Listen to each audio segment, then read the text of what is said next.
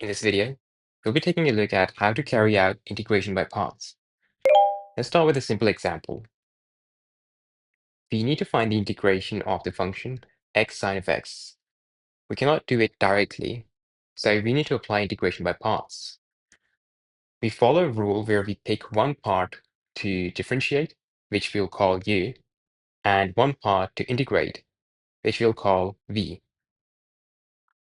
A general rule to follow is called liate, L-I-A-T-E, where L stands for logarithmic functions like ln x, I stands for inverse trigonometric functions like tan inverse of x, A is algebraic functions like x or x squared, E stands for trigonometric functions like sine of x or cos of x, and E stands for exponential functions like e power x.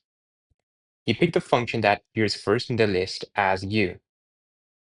In our case, you're having x, which is an algebraic function, and sine of x, which is a trigonometric function.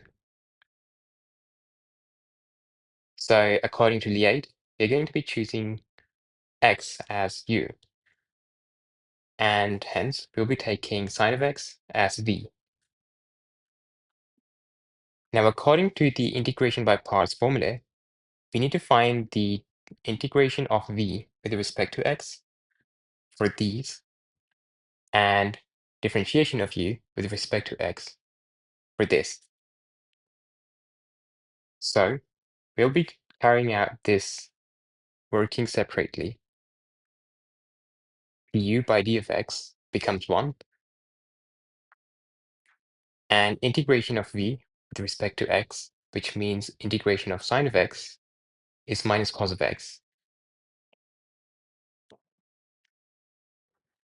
Now we're going to be substituting back these values in the integration by parts formula.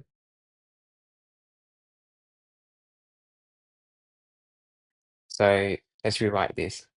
That is equal to x times minus cos of x minus integral minus cos of x times 1 with respect to x.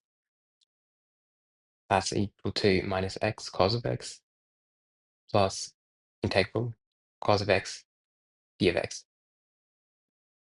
We know that the integration of cos is sine. So to write our final answer, we're going to be doing minus x cos of x plus sine of x plus c.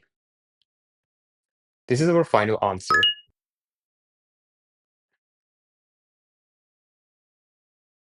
Now let's find the integration of ln x with respect to x.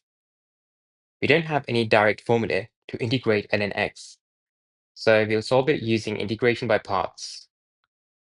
We know from the liate rule that we always choose ln x as u, and the remaining part, which is just 1 here, the coefficients, is going to be considered as v.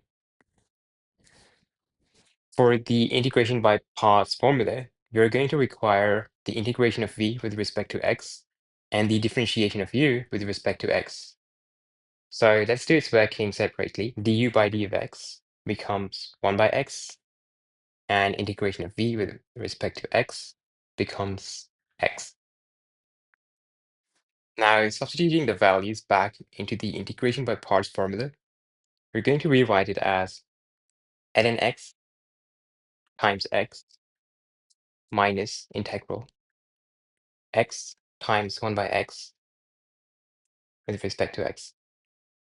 This x and this x is going to cancel out, leaving 1 here.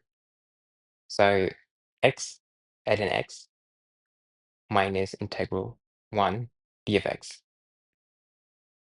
We know that the integration of 1 is simply just x, so our final answer is going to be x ln x minus x plus c.